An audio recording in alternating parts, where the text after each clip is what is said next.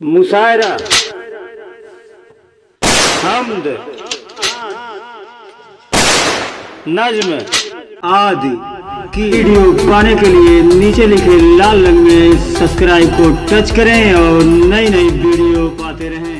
तो मैं मुकालिमा पेश करने के लिए हाफिज अकबर हाली साहब से दरख्वास्त कर रहा हूं कि आप अपनी बटालियन के साथ तशरीफ लाएं और मुकालिमा पेश करके सामईन के क़ुलूब को सुकून और करार बख्शें।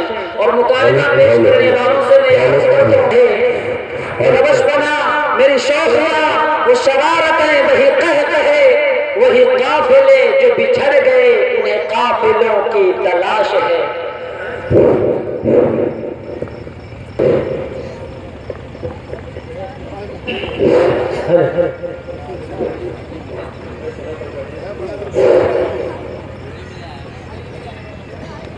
अरे भाई सलीम, अस्सलाम वालेकुम। वालेकुम अस्सलाम। कहिए मौलाना, खैरियत है? कहाँ से आ रहे हैं? रमजान में तरावी के लिए हाफिज का इंटरव्यू था, बड़ी मस्जिद में मीटिंग थी, वहीं पर गया हुआ था। ऐसे इतनी रात में आप कहाँ जा रहे हैं? आपको तो मस्जिद में होना चाहिए। असल में बात ये है, आज शब बारात है। सुबह से लेकर अभी तक समझिए इसी के इंतजाम में लगा हुआ है। सुबह मार्केट गया, वहाँ से अगरबत्ती खरीदने के लिए बड़ी भाग दौड़ करनी पड़ी। और मौलाना साहब, हमारा ये त्योहार भी बहुत अजीब और गरीब है। चिराग लाओ, बत्ती लाओ, हलवा पकाओ, फातिहा कराओ, चढ़ाओ, फकीरों को खिलाओ, वगैरह वगैरह। अरे भाई साहब, आप एक किस चक्कर में फंस गए हैं? ये सब शरीयत से दूर की चीजें हैं। आप मुसलमान हैं, दीन का ख्याल रखिए, दीन सब पर मुकद्दम है। अरे मौलाना साहब, आप कहना क्या चाहते हैं? कहीं आप 24 नंबर वालों में से तो नहीं हो गए? आपने सही समझा, मैं भी गुमराह था। एक आलिम की मुलाकात ने मेरी आंख पर बनी पट्टी हटा दी। अरे मौलाना साहब, फिर तो आप गए कहाँ? जनाब, अपनी फिक्र करो, पढ़े लिखे हो, बस फर्क इतना है कि दीनी तालीम हासिल नहीं की, मगर अल्लाह ने दिमाग तो दिया है, उस खोपड़ी का इस्तेमाल करो सलीम भाई। तो ये बाप दादा जो करते आ रहे हैं ये गलत है, ये मौलाना लोग जो बयान करते हैं ये गलत है, हदीस शरीफ में जो लिखा हुआ है वो भी गलत है, सहाबे किराम ने जो हलवा पकाया वो भी गलत है। यही तो समझ का फेर है। बाप दादा ने बहुत कुछ गलत कर रखा है। जैसे हिंदुओं के जोर शीतल ही को ले लीजिए। बाप दादा उस दिन हिंदुओं की तरह पेड़ों के जड़ में और बच्चों के सर पर पानी डालते थे और ये अकीदा बनाए हुए थे कि आज का ये ठंडा पानी उसे सदा सुखी और ठंडा रखेगा। तो क्या ये जायज था? हरगिज नहीं। अरे मौलाना साहब, बहुत सी हदीसों में इस्लाम की फजीलत बयान हुई है और आप तो इस तरह मुझ पर चढ़ाए हैं जैसे आप जंग करेंगे। अल्लाह के बंदे, मैं हदीसों को रद्द करने वाला कौन होता हूँ? मैं भी यही दावत देना चाहता हूँ कि जो हदीस से साबित है वही करो। जैसे आज की रात शब्बेदारी करो, शब्बेकारी ना करो, सुबह को रोजा रखो, सवाब कमाओ और जानवरों की तरह ना घूमो और खाओ। इस रात में जितना मांगोगे उससे बढ़कर मिलेगा। ये वादा अल्लाह का है। अल्लाह के नबी ने फरमाया कि अल्लाह खुद आसमान दुनिया पर नुज़ूल फरमाता है और बरकतों और रहमतों का ऐलान फरमाता है। अरे मौलाना साहब, आपने जो हदीस बताई है वो तो सही है, मगर तो बात बताइए कि क्या हुआ कि नबी सल्लल्लाहु अलैहि वसल्लम या रसूलल्लाह इस रात कब्रिस्तान नहीं गए थे? दूसरी बात, अभी आपने शब्बेदारी और शब्बेकारी कही, तो इसका क्या मतलब होगा? कहीं आप बकरात और अफलातून का फलसफा तो नहीं छेड़ रहे हैं? देखो, शब्बेदारी का मतलब तो ये है कि रात को जाग करके अल्लाह की इबादत कीजिए और जो मांगना हो खूब मांगिए। और शब्बेदारी का मतलब तो वो वही है जो आप लोग करते हैं, क्या आपको मालूम नहीं? यही तो आप लोगों की बुनियाद है। हमारे आला हज़रत रज़ी अल्लाह तआला अन्हु ने आप लोगों पर सही कुफ्र का फतवा लगाया है। आप 24 नंबर में गुस्ताखे रसूल हो, दीन से बेदीन हो गए हो, वाकई आप लोग काफिर हो। भला आप लोग देखिए कि अल्लाह के नबी मोहम्मद रसूलुल्लाह सल्लल्लाहु अलैहि वसल्लम ने सहाबा से कहा कि ऐ मेरे सहाबा, तुम शब्बेदारी करो। और ये 24 नंबर, ये काफिर, ये बेदीन लोग इसमें किसमें निकालते हैं? भला हम लोग शब्बेदारी करते हैं, भला हम लोग शब्बेदारी करते हैं और मुर्दों को सवाब बख्शते हैं। और मौलाना साहब, हम लोग शब्बेदारी करने के लिए बाकायदा वीसीआर वगैरह 4 दिन पहले से बुक कराते हैं।